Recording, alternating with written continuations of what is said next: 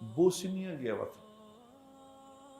Bosnia یہاں سے Istanbul جاتے ہیں، پھر آگے 1.5-2 گھنٹے کی فلائٹ ہے بوسنیا کی. بوسنیا میں گیا تو وہاں ایونٹ یہ تھا کہ وہاں کوئی آج سے 95 میں 30 سال پہلے وہاں کوئی ایک قتل عام ہوا تھا. کوئی 8-9 ہزار جوان مار دیے تھے انہوں نے. کس طرح مار؟ دھوکے سے.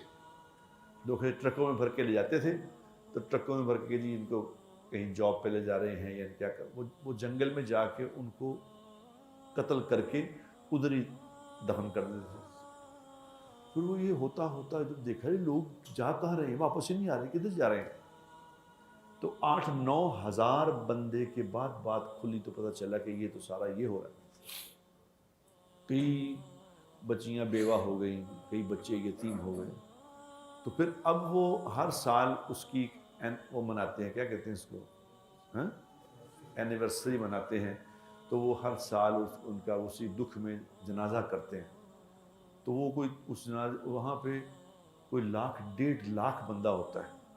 اس طرح ہمارے یہاں اجتماع ہوتا ہے نا، اس طرح دنیا تھی وہاں. اور وہاں سارے ملکوں کے سربراہان بھی آتے ہیں. ہمارے ملک سے بھی پرائم منسٹر بھی جاتے ہیں، دوسرے ملکوں کے پرائم منسٹر صدر وغیرہ آتے ہیں.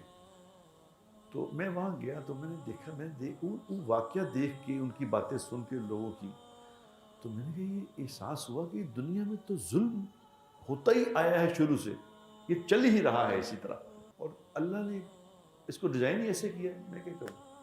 ابھی چونکہ محرم کا مہینہ ابھی چل رہا ہے، تو محرم میں جو امام حسین رضی اللہ تعالی عنہ کی شہادت ہوئی ہے، اس سے یہ محرم اللہ نے ویسے روشن کر دیا امام صاحب کی شہادت سے. ورنہ یہ مہینہ تو پہلے ہی مقرر تھا، لیکن امام صاحب کی شہادت نے اس مہینے کو 4 چاند لگا دی.